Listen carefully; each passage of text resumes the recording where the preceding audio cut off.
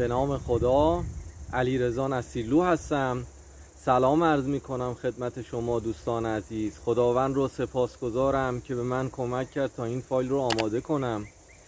امروز میخوام درباره این جمله صحبت کنم که من ریسک رو قبول ندارم. این جمله از کی؟ از آقای وارن بافت.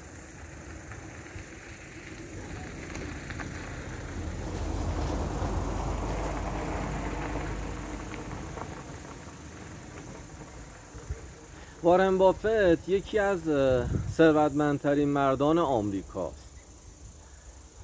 عنوان ثروتمندترین مرد آمریکا یا مرد جهان سالهاست دست به دست میشه. یه زمانی آقای بیل گیتس بود، یک زمانی آقای وارن بافت بود، یک زمانی آقای جف بزوس مالک آمازون بود، یک زمانی آقای ایلان ماسک شد مالک تسلا، شرکت تسلا ماشین های الکتریکی. آقای وارن بافت ویژگی خیلی خوبی داره. ایشون مطالب هوش مالی رو توی یک جمله میگه، ولی اون جمله رو میشه مدت‌ها دربارش صحبت کرد، ساعت‌ها میشه دربارش بحث کرد. جمله من ریسک رو قبول ندارم یکی از جملات معروف ایشونه. دوستان، کلماتی مثل ریسک اینجوری نیستش که در فارسی یک معنی بده، در انگلیسی یک معنی بده، در عربی یک معنی بده. اینها معمولاً معانیشون مشترکه.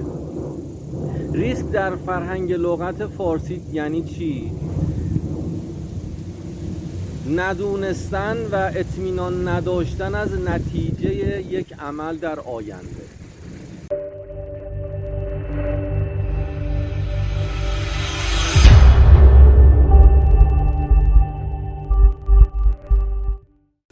این کلمه در فارسی و انگلیسی و تقریبا تمام زبان‌ها یک معنی رو میده و وقتی میخوایم انواع ریسک رو تعریف کنیم که خیلی ها میگن ریسک پرخطر، ریسک کم خطر. ریسک یعنی اطمینان نداشتن به انجام یک کار، کم، زیاد، متوسط. اصلا این معنی نمیده. پس جمله‌ای که آقای وارن بافت میگه من ریسک رو قبول ندارم به چه معنیه؟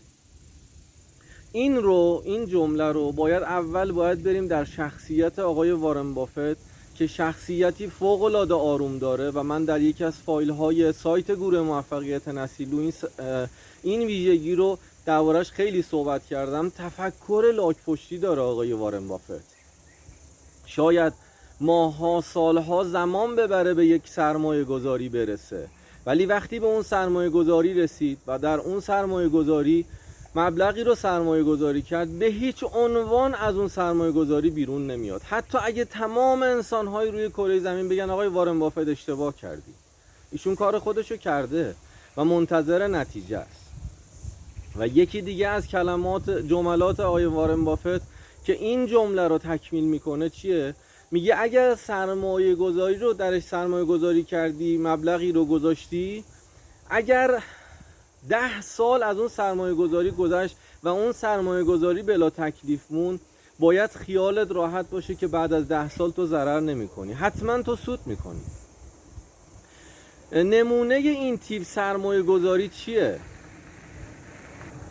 میگن فرض محال که محال نیست. تصور کنید یک مزایده برگزار شده برای خرید شرکت بنز ورشکسته شده. میگن فرض محال که محال نیست.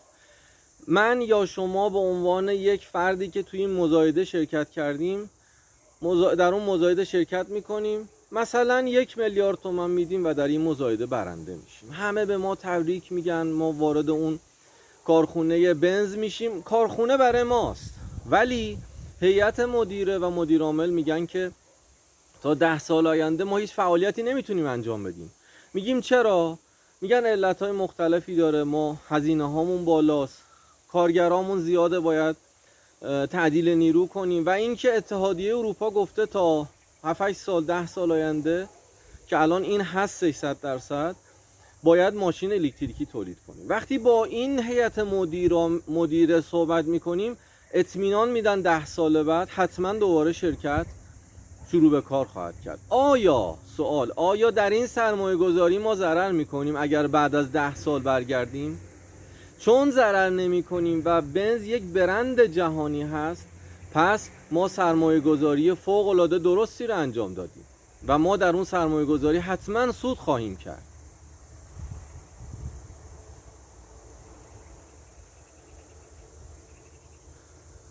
یکی از معانی من ریسک رو قبول ندارم اینه، یعنی آقای وارن بافت مدت‌ها زمان میذاره تا به یک سرمایه گذاری برسه و وقتی در اون سرمایه گذاری ورود کرد به هیچ عنوان اون سرمایه گذاری رو کنار نمیذاره و اطمینان کامل داره از نتیجهش. شاید به جرئت بتونیم بگیم که 100% از اون سرمایه گذاری اطمینان داره. پس اینجا دیگه ریسک معنی نمیده.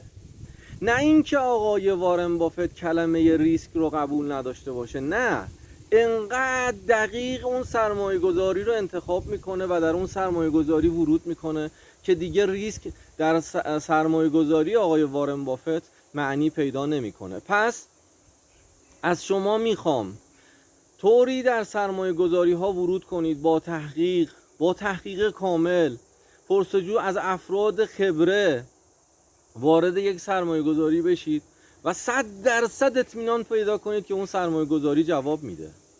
اگر شما یک زمینی رو بخرید، زمین سالهاست، شاید 10 سال حداقل تو کشور ما جواب داده. یعنی شما با خرید یک زمین 10 سال دیگه، 20 سال دیگه نه تنها ضرر نمی کنید بلکه ارزش پولتون حفظ میشه. پس وقتی شما در یک زمینی سرمایه گذاری میکنی، ریسک نکردی، سرمایه گذاری هوشمندانه کردی که در آینده جواب میده و حتما اون سرمایه گذاری چند برابر خواهد شد. پس مواظب کلمه ریسک باشین، شما رو گول نزنه. دنبال ریسک های پرخطر نباشید، یعنی انقدر سرمایه گذاری هاتون رو دقیق انجام بدید تا کلمه ریسک دیگه روی سرمایه گذاری شما بی‌معنی باشه. از اینکه به این فایل توجه کردید بسیار سپاسگزارم. امیدوارم در پناه خداوند همیشه سلامت و پرروزی باشید. فعلا خدا نگهدار.